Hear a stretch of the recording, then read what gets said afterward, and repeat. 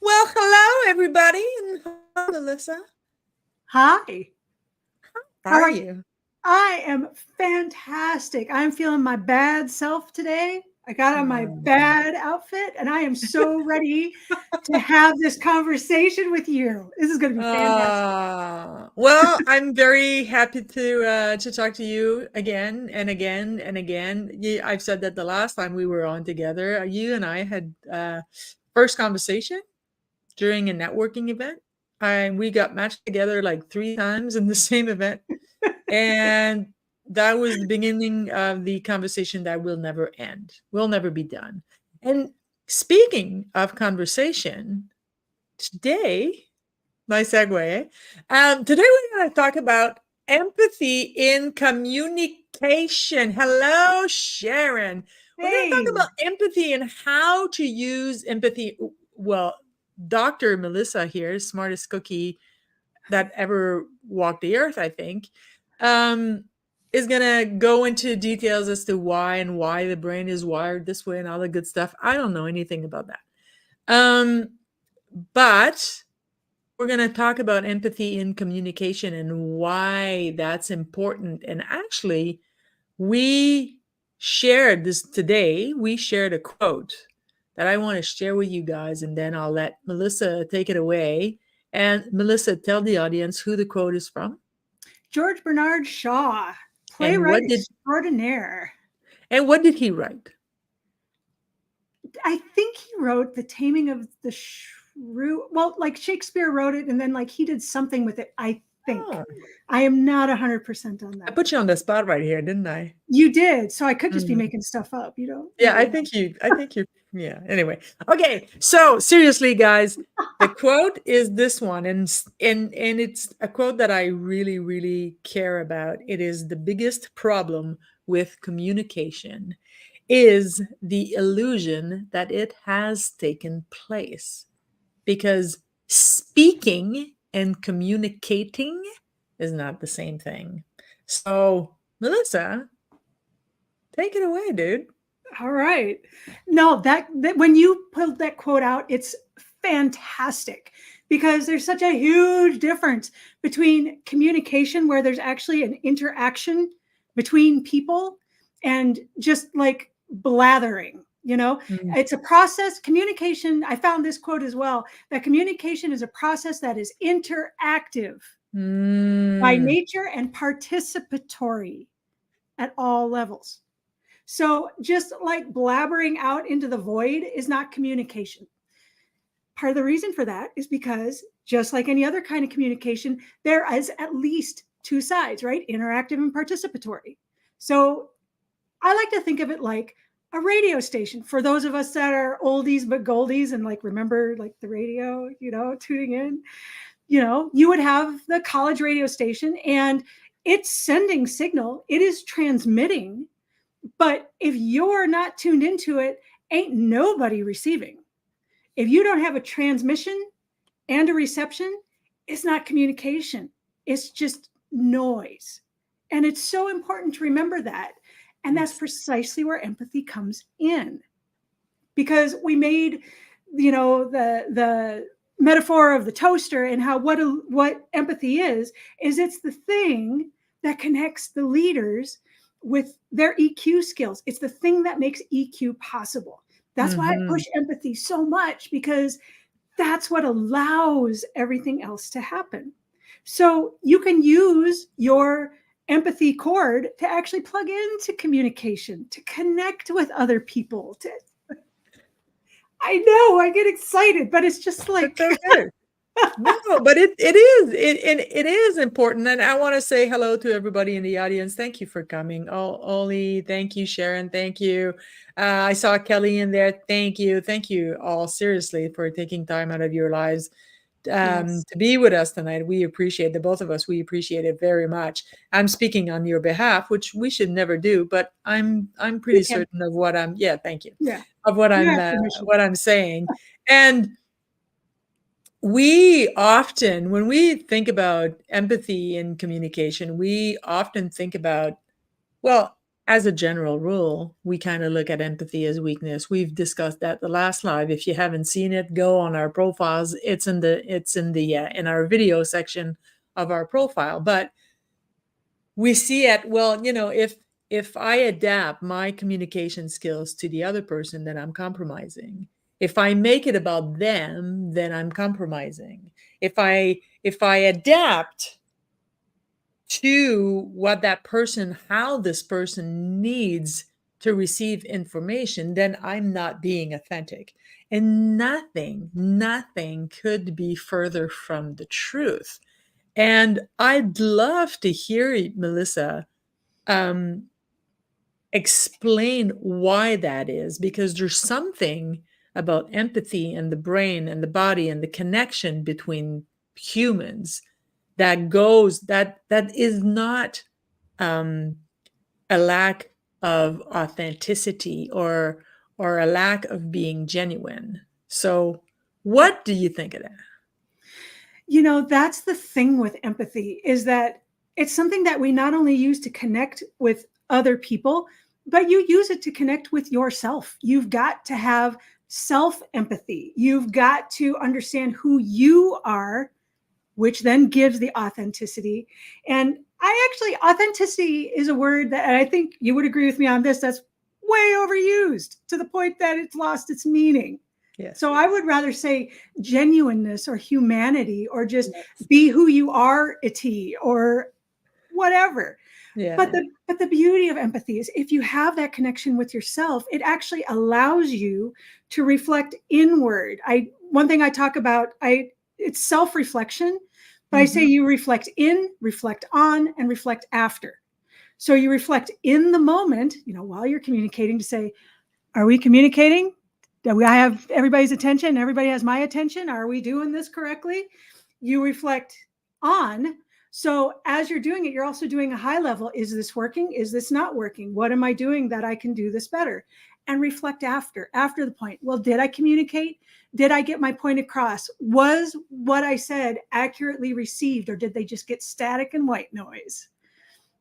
So with empathy and with that self-reflection, then we can finally connect with other human beings. But first, you got to know yourself.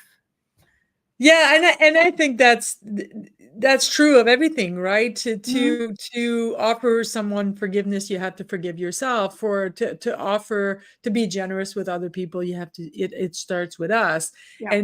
and I love that, because we need to start understanding ourselves better. And that's another, and I know why you said that earlier, is because I was a guest on a podcast yesterday, and I said that I despise the word authenticity just because it's been overused and stripped of its meaning.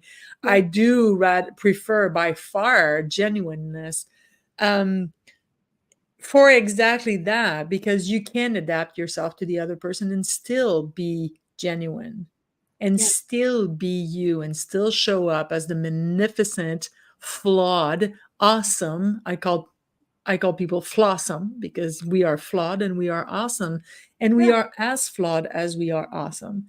But in order to offer anything to the outside world, you have to offer it to yourself. And I will hear in my practice, I'll hear people say, "Oh yeah, I'm I'm a perfectionist, or I'm a this, or I'm a that," and kind of even making their generosity a flaw. Well, to me, that's a way of not giving it to themselves and pretending they're giving it to others. And I'm not saying, not by any stretch of the imagination, that they're doing this on purpose. It is a lack of knowledge of who they are.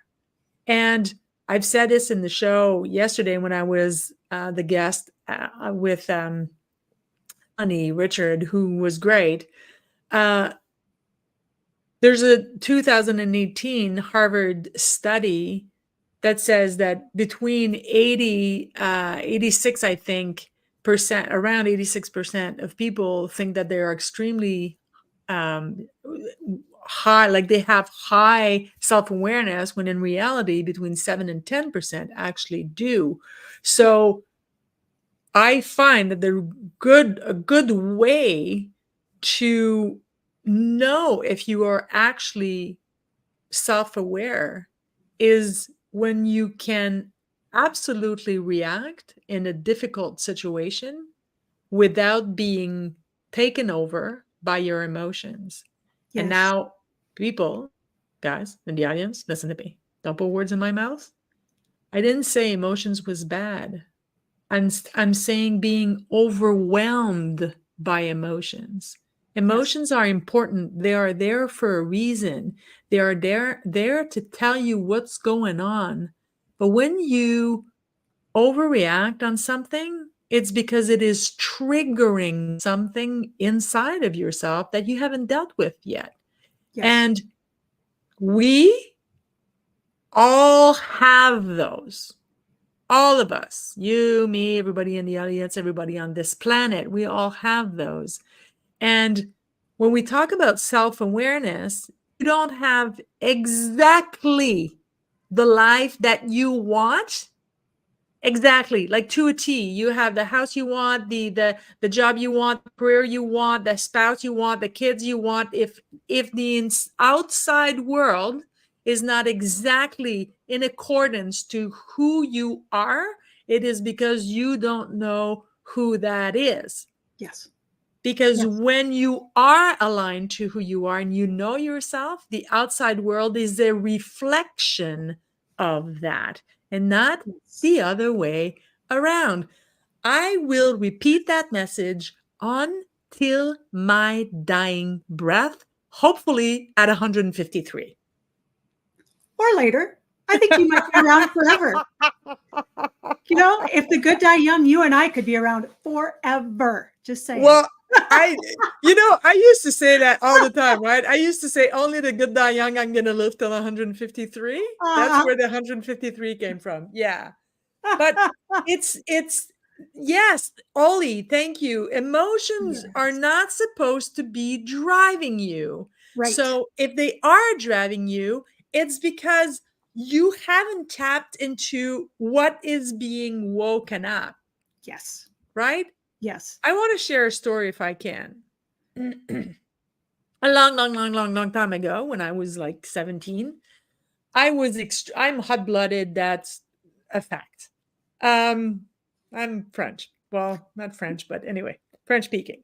Um, I had an overreaction to something that happened in my house, and I kind of took it out on a pound of ground beef. You know, the packet, the ground beef. Yeah, I want to hear how you took it out on a pound of Okay. ground beef. Oh, I was extremely upset. I wasn't upset with the ground beef. I was extremely upset. Something had triggered me. I eventually did find out why. Um, but I went to cook my dinner. I was with the boyfriend of the time, and when I saw that the pound of ground beef was past its due date, I declared World War III. I seriously did. My boyfriend Simon, if I know he's not listening, he's not on LinkedIn, but Simon, God bless you for being so bloody patient with me. I really declared World War III on this pound of ground beef. And it became the way that he would tell me when I was exaggerating. So from that moment on, every time I would make a big deal out of something extremely small, he would say, Isabel, it's not a pound of ground beef. So the reason I'm sharing this story is because sometimes we give a $5,000 punishment to a $50 crime. Yeah. And that is how you realize that something about yourself you haven't figured out yet. It's not the other people pissing you off in your life. That's not what that is. It is about you being triggered. Yes. And that's when empathy can help you. Both So, for yourself and the other person. thank you. Hot damn and hallelujah. Oh, see, that's why I hang out with you, because you're just so smart. So somebody in the audience a little bit earlier asked, well, then how do you develop these skills? And we tapped into that a little bit last show 2 weeks ago, but I'm going to let you take it away because that's very important. It is, actually. I'm going to respond to what you said first, and then I am happy to address that. Thank you. Because I think what you said really gets to the heart of why we have these issues, especially with leadership. I mean, the fact that we're talking about the strength to connect and the courage to have empathy, starting with yourself. Because if you're reflecting on yourself, you're taking the chance that you're going to see something that you don't want to see. And that's life. I mean, life is balance. Life is yin and yang. Always. It just is. And there is nobody on this earth that doesn't have some darkness to go with the light, some sweet to go with the salty. It's everywhere. So the first thing you have got to do is be able to look inward and have the courage to say, you know, I like this. And in our society, that's hard too, to be able to say, yeah, I do like this. I don't have to be self-effacing. I don't have to pretend to be humble because I'm not being arrogant. I'm just saying what is. But I don't like this so much. I have the courage to face it. And because I can face it, now I have the courage to change it.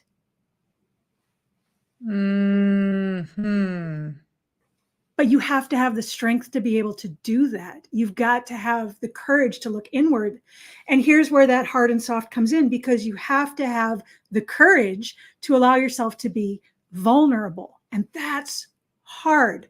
Brene Brown says vulnerability is the first thing we look for in other people, but the last thing we want to show for ourselves. And especially for those in a leadership position, it can be misconstrued, just like empathy, as being weak. When the truth of the matter is badass. Yes. Badass. If you don't, there's just, it's not going to happen. Yeah. So that was that was the question. Thank you for the question. That was the question that I wanted us to address, because that's the only question that we've gotten so far. And by the way, guys, don't be shy. Ask us questions. We'll if we don't know, we're not going to pretend. Okay. We don't bite. We don't bite. Well, hard.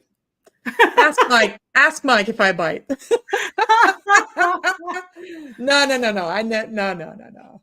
Mike's wild. I don't know. He never takes what I say seriously anyway, so that's okay. And by the way, while we're talking about Mike, let's do a shameless plug about the Hands of Business community. Guys, seriously, listen to me. Yeah. If you don't know the Hands, get to know us. We're pretty damn cool.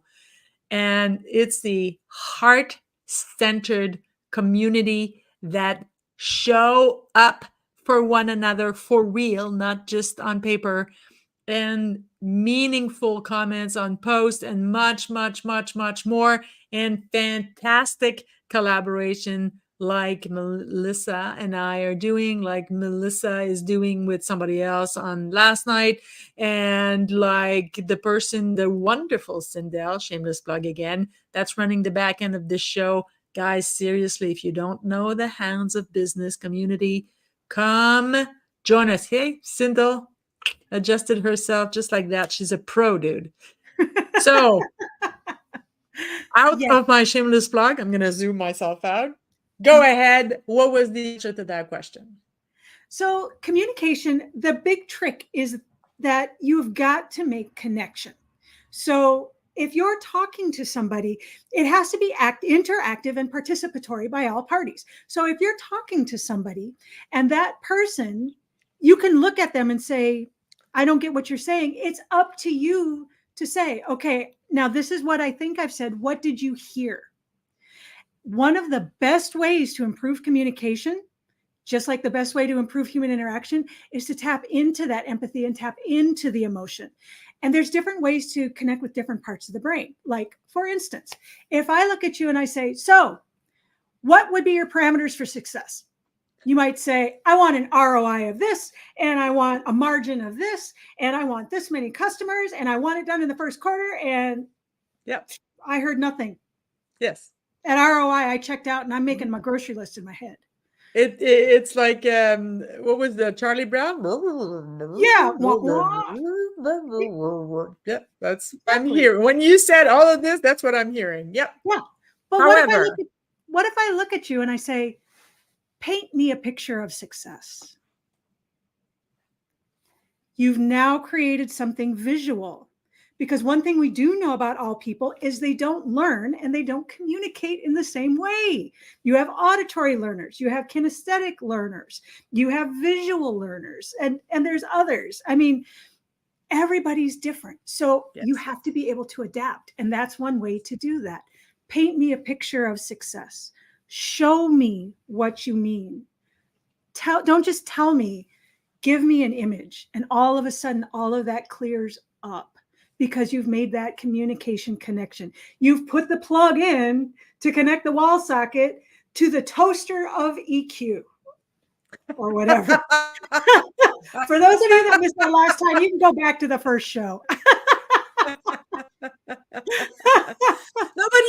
but you're right. And the other thing that I would say, and I share that again, if for the people that watched the show with Melanie Richard yesterday, I shared a story about this woman. I'm going to make it a little bit shorter, but I shared a story yesterday on Melanie Richard's show about the lady who wanted her kitchen renovated.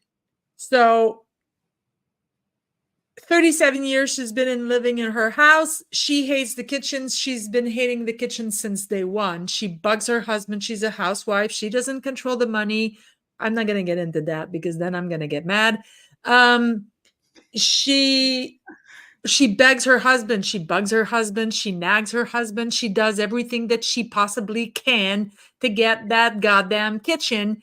And the answer is no, no, no, no, no, no, no, no, no, no, for 37 years. So the kid's school, the kid's marriage, the helping them buy a house, whatever. He always had a good reason.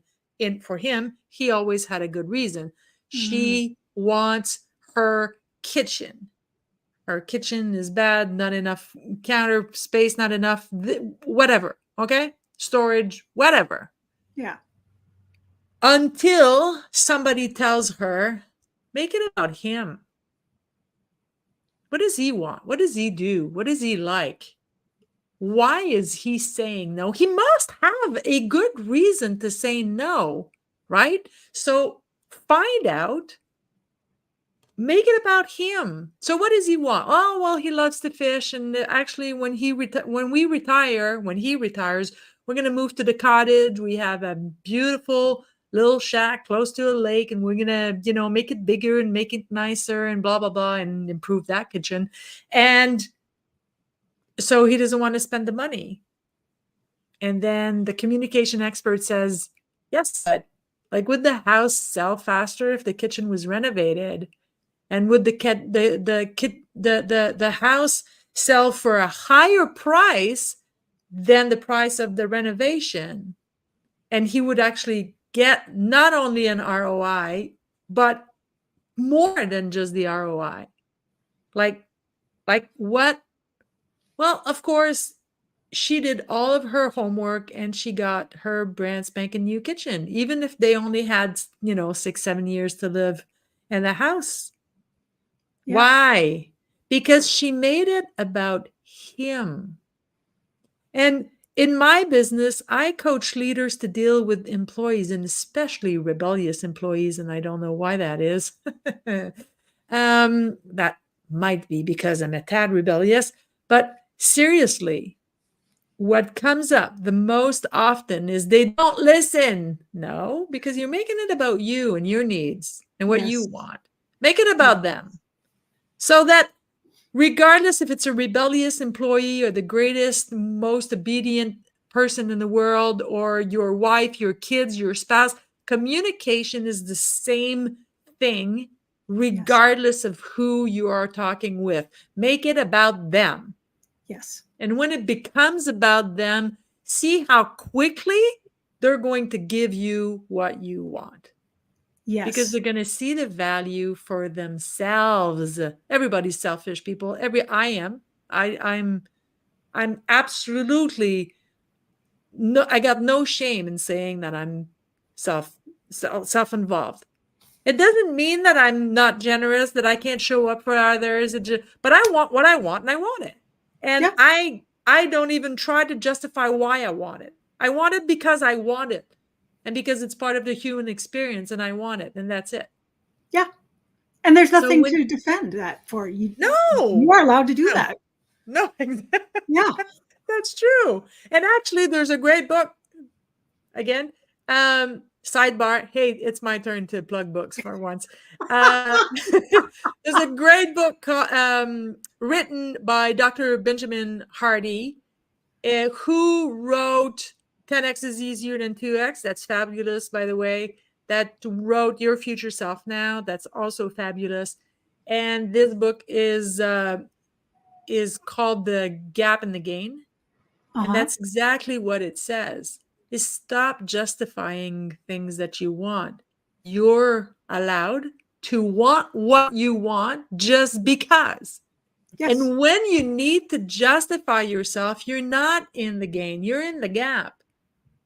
And some people around you might want to keep you in the gap. And the gap is always being focused on what's missing. Yes. Yes, but the target for this semester was this, and we didn't achieve this. And even in our personal lives, we do that all of the time. I'm not where I thought I would be at this age. Have you ever heard that? I've heard that literally from everybody. Yes. I've said that, oh my God, so often it's not even funny. But when you're comparing yourself to the ideal, you're in the gap. You're concentrating on what's missing. You're not concentrated on what you've done and how much you've grown and everything that you've learned. Yes. Because when you aim for the horizon, guess what, guys? You're never going to reach it. That's the ideal. No. It's the direction. It's not the destination that counts, right? Yes. But when you're in the gap, the gain is just you're looking back and you're comparing yourself to who you were yesterday. And what did you learn from yesterday?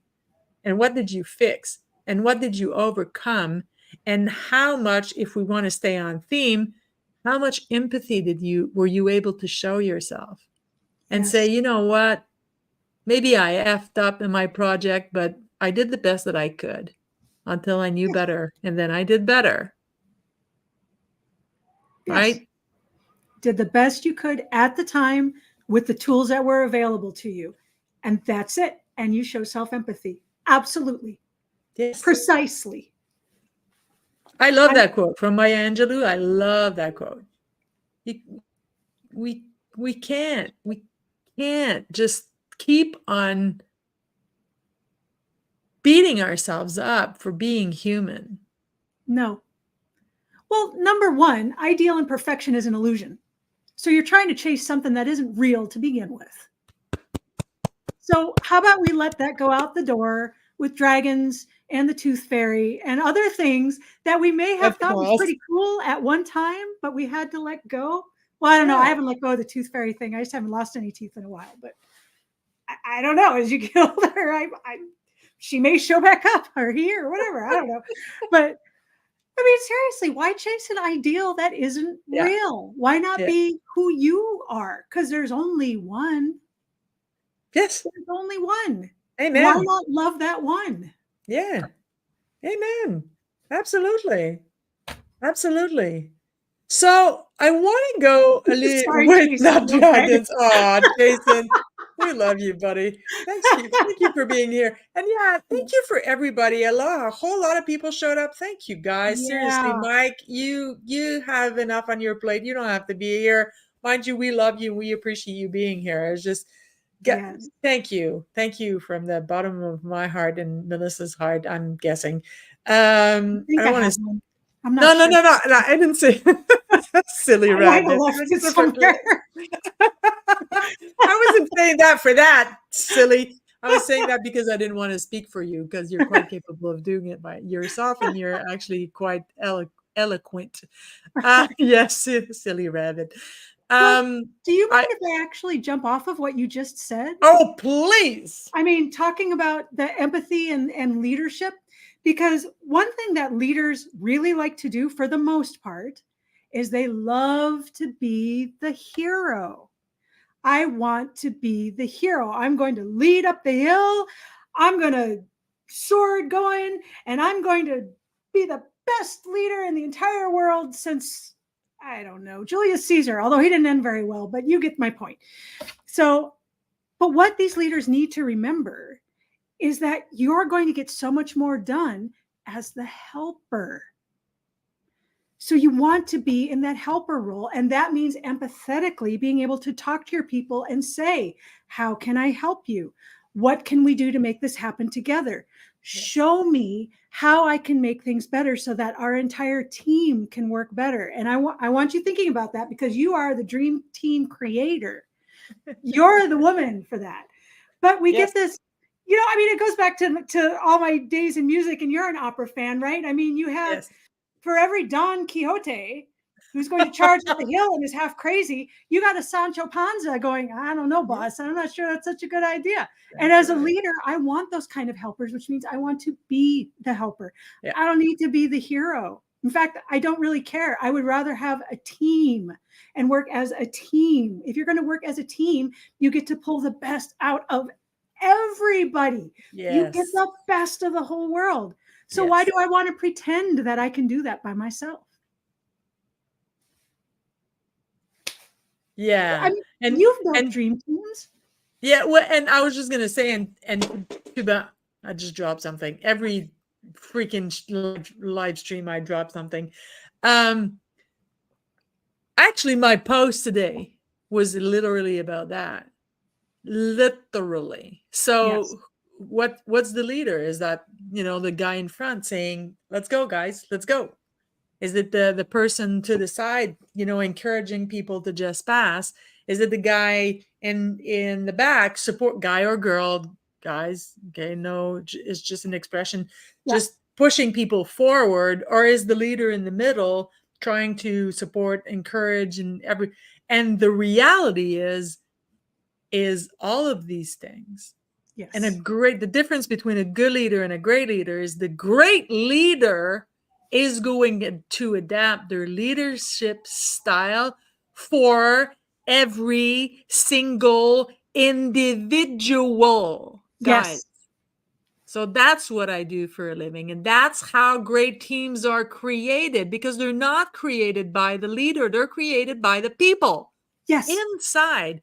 And when you deal with all of that, the infighting stops. Oh yeah, but he got the it all stops because they start understanding one another and seeing the humanity in one another and using empathy to understand one another and support one another. So teams is not about going rock climbing. Mind you, I don't have anything against team building activities, but it's not about that.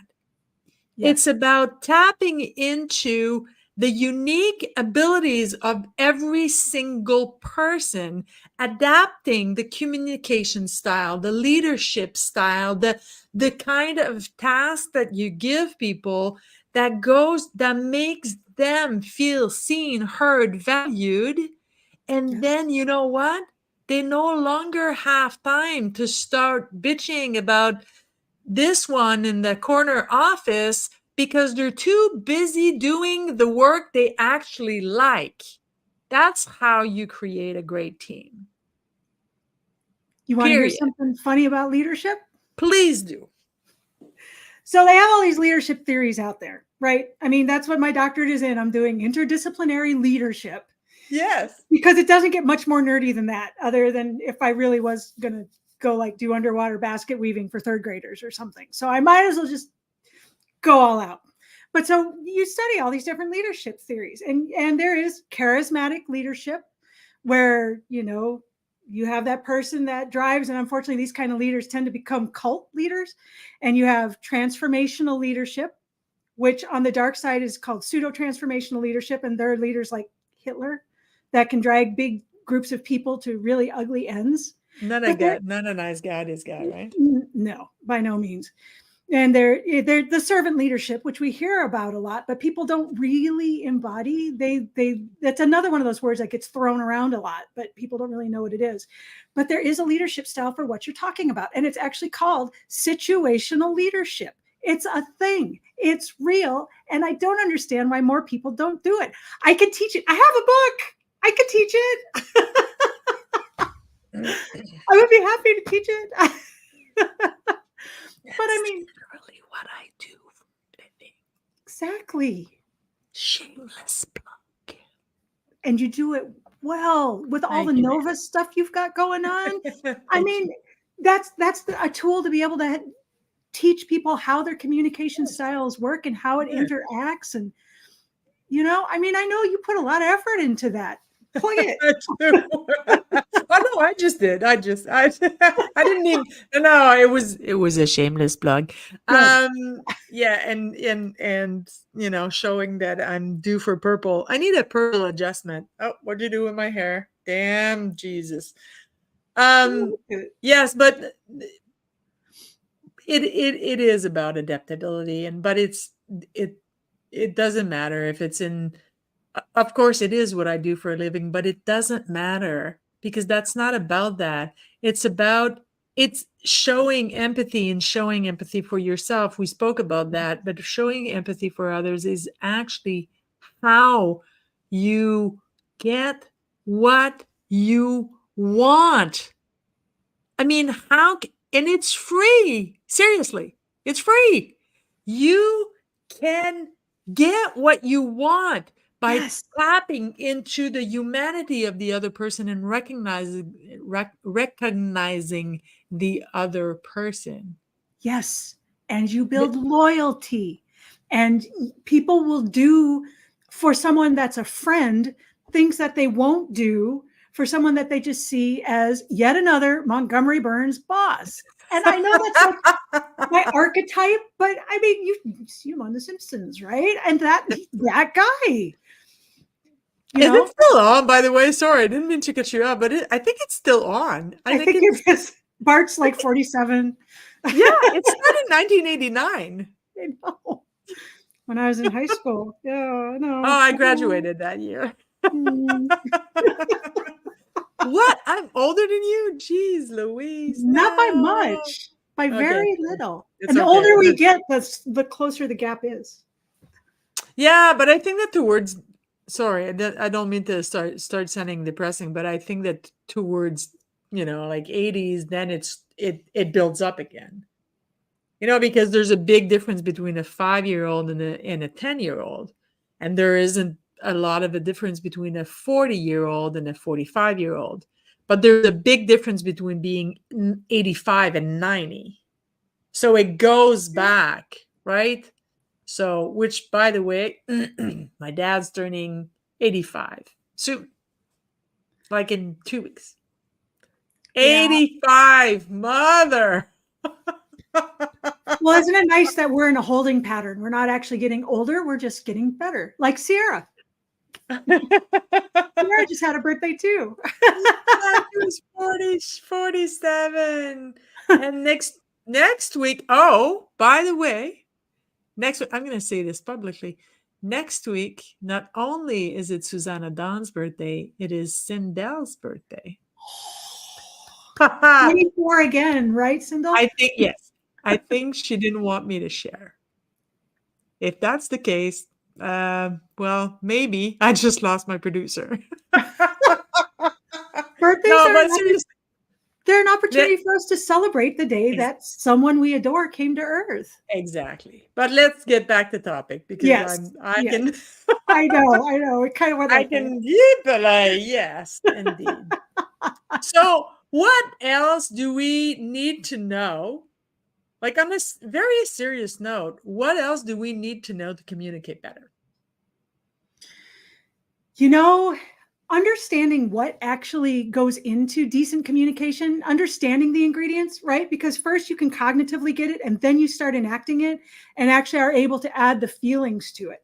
So it's kind of like how we've broken down empathy and there's actually 3 steps to it, right?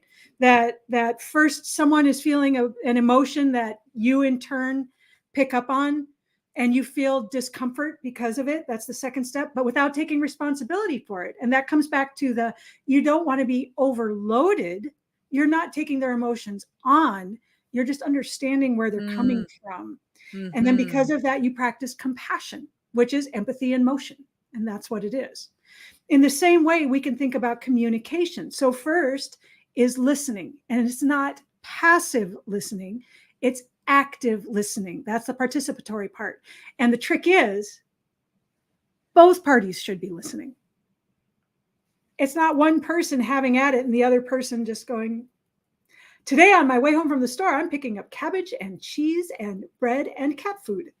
I mean, that's what happens. So there's active listening going on both parts. That's how you end up with a human connection because you're understanding where each other are at. The next thing for both parties is acknowledgement. I hear what you're saying. Can you paint me a better picture of what that looks like? I absolutely can. And now that I've re-explained it, does that make more sense? What other details can I give you? Both sides are acknowledging. We get this idea that it's like one person talks and one person listens and one person acknowledges and one person, and it's not. It's not a back and forth. It's a matrix. Always. The next thing is to make sure you have care, which is to say, all right, did that make sense? Do you understand? Or is there something I can do to make it clear? And I need you to tell me. I need you to talk to me. I need you to absolutely make clear to me what I did and didn't do, right? Reflect in, reflect on, reflect after. Help me do this better and help me do it better for you. Help me adapt this so that I can be sure this is going to you. I care about you and I care about this communication. Let's really do this so that we do this well, and then we can do it again. And then you take action on the communication. Then once the transmission and the reception is done by both sides, everybody cares about what was said and how this works and what it means. We've discussed it to a certain point. You know, as leaders, sometimes you have to make a certain amount of decisions, but that doesn't mean you shouldn't have care and interaction with what's actually happening. Then you take action, not before. Yeah, I understand that in a work setting, some leaders would say, yes, but at some point, I'm going to have to take a decision and I'm just going to have to convey what the decision is. And that's going to be that. And I totally get that because I get that with my leaders saying, well, you know, the decisions that I take, especially if their teams are big, the decisions I take, half of them, like, you know, half of them are not going to care and they're just going to do as they're told. And out of the other half, 40% are going to, you know, go, well, yeah, I disagree, but I'll do it anyway. And 10% are going to disagree and try to either fight it or, so how would you communicate to that 10% that really are in total opposition? It's not only that they disagree, they're in opposition of the leader's decision. But you still, as a leader, I mean, being a leader is supporting the people that do the job. Being a leader is not about doing the job or having the job done. Yes. Totally agree with that. However, at some point, the job does need to be done. Yes. So how do they address that 10%? So I don't know if you know this. I actually do some change management too. I've been involved in change management for a while. Shameless plug. Go. Tell us. No, seriously, I didn't know that. So tell us. What is that? It's the people side of change. If you have project management, you have change management that goes along with it to be able to usher people through these changes, just like that. Big company changes, software changes. It could just be getting a project through. It might be a massive system-wide thing. But that's what change management does, is it looks at the people side of change. And what you're saying is absolutely spot on. These are the groups that you do deal with. So the best way that your sponsor or your leader can actually deal with that is to make sure everyone has been heard. Yes, at a certain point, you are going to have to fish or cut bait, as my dad would say, and make a decision. Yeah.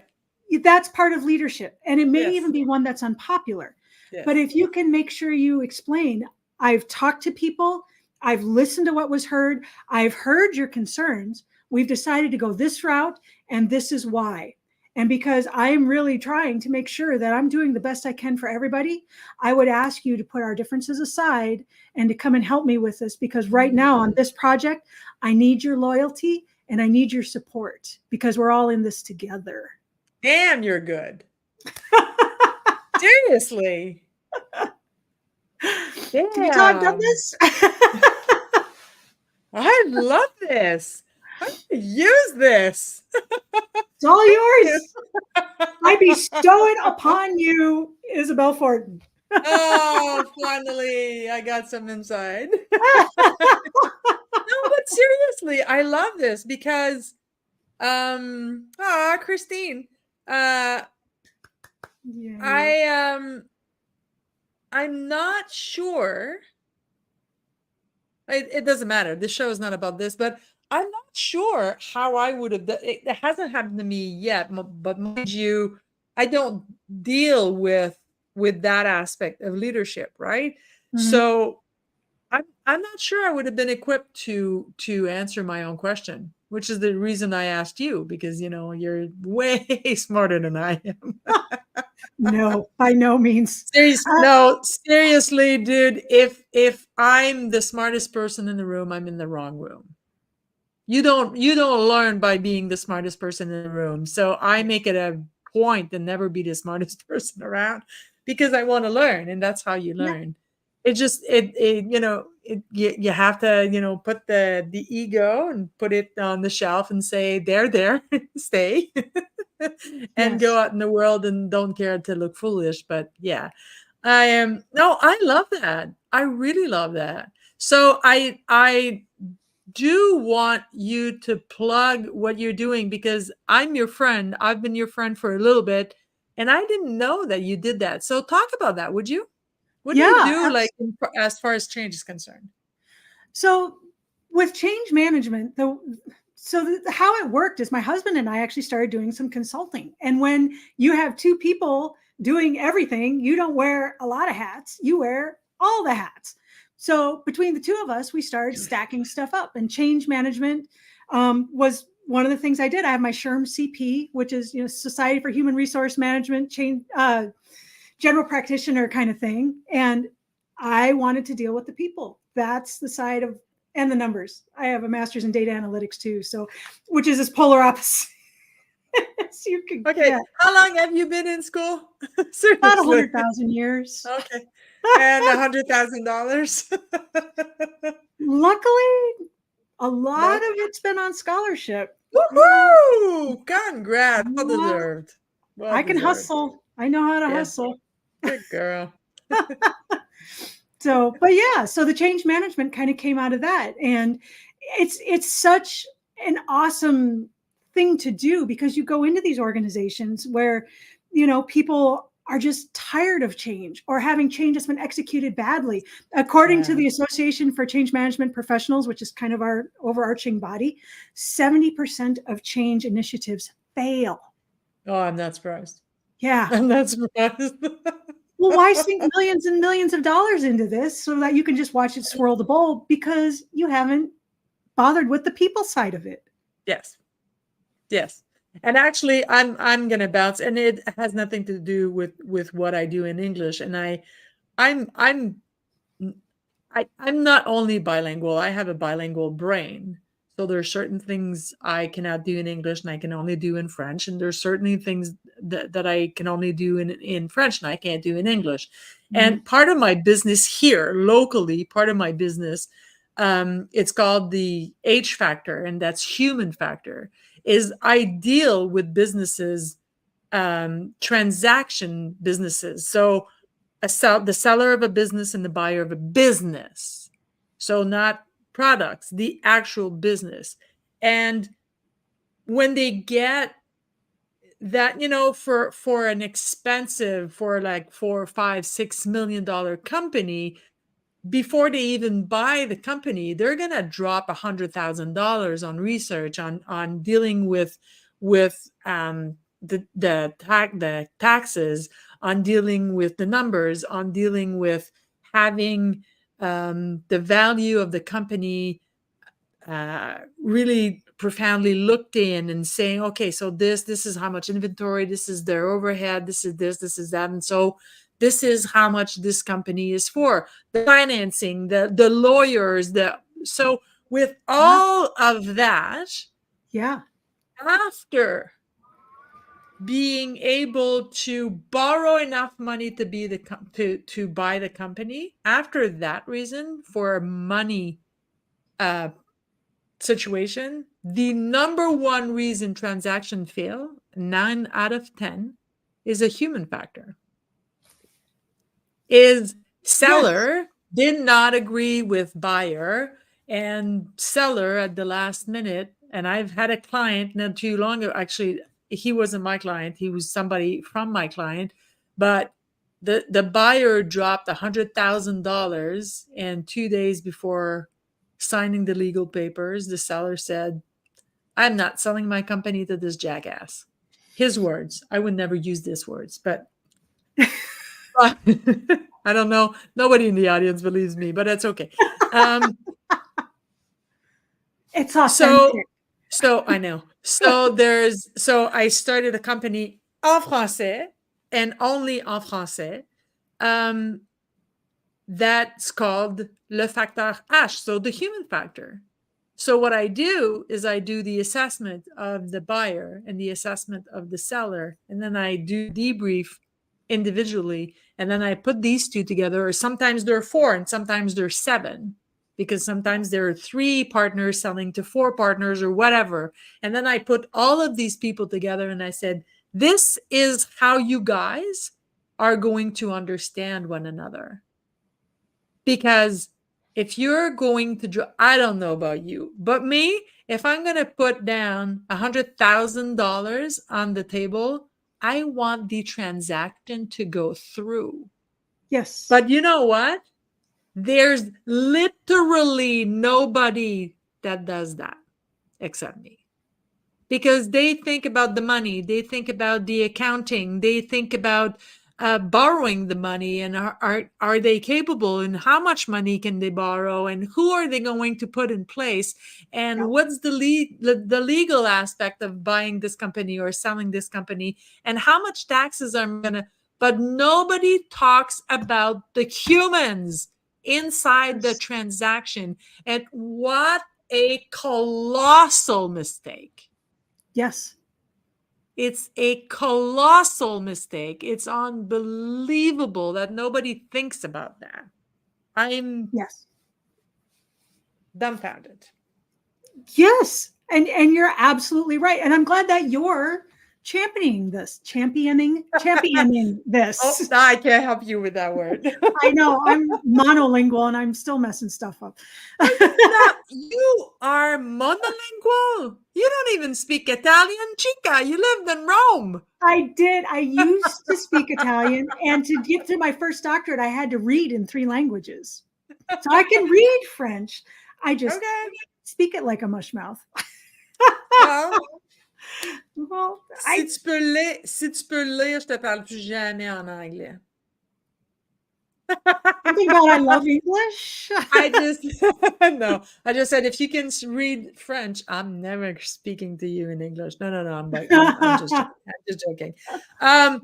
Listen, we're coming up to an hour and we're going to be very No. respectful of everybody's time. So it is time for our shameless plug. If you don't like us enough to stay for the last 5 minutes, you're welcome to go. Melissa, who are you? What do you do for a living? How can we get a hold of you? And how can you help them? Absolutely. I am the empathy lady, except when Kevin Moreau is around because he says I'm the empathy queen. But I already have a nerd crown, so I can't have an empathy crown because I'm going to end up stacking them, and it's just going to be gauche. It will be gauche. So that's what I do is I teach leaders how to access those emotional intelligence skills that actually lead them into the next century. This is the future. I mean, there have been studies that show that you can raise innovation by 87%, creativity by 87%, and Montgomery Burns, profit by 82%. And the beauty is, most of the time, these people have empathy. So, what I do is teach them how to make it actionable so that they can tap into that. That's what I do. And, I would love all the support I can get. Here's my shameless plug. There you go. I have a book coming out in the fall. When? It'll be in the fall. I don't know exactly for sure yet when, but you'll be the second to know right after me. Woohoo! Wonderful. And we're going to have to do another great show where we're going to continue this. We haven't decided at what, like we did 2 weeks ago. We're going to do much, much more in the future, but it's not going to be a weekly thing. Sometimes it's going to be 2 weeks. Sometimes it's going to be 3 because Chica over here is working on a PhD, and apparently that's kind of difficult to do, and that's why I didn't. And that's why I'm never gonna, and I'm very comfortable with that. So seriously, but do watch out for us because we are going to come back every 2 or 3 weeks, and it's always going to be linked to empathy and either communication or leadership, or because there's so much to talk about, seriously. And here's my shameless plug. I am the leadership team building queen. See, that's my new title. Nice. I like it. Yes. And my motto is against ordinary. I want you to be an extraordinary leader, and I want you to build extraordinary teams, and I want you as a leader to be able to draw out the extraordinary out of your team, because we're all fabulous, and all of us, we are unique, and we all have unique abilities. And when you draw that out of people, that's how they show up as themselves. Because the last thing you want to do as a leader is create an environment where your employees leave their best and greatest and most innovative ideas in their car in your parking lot. You want them to bring this innovation and this creativity and put it in the service of your company. But in order to do that, they need you to adapt to them and not the other way around.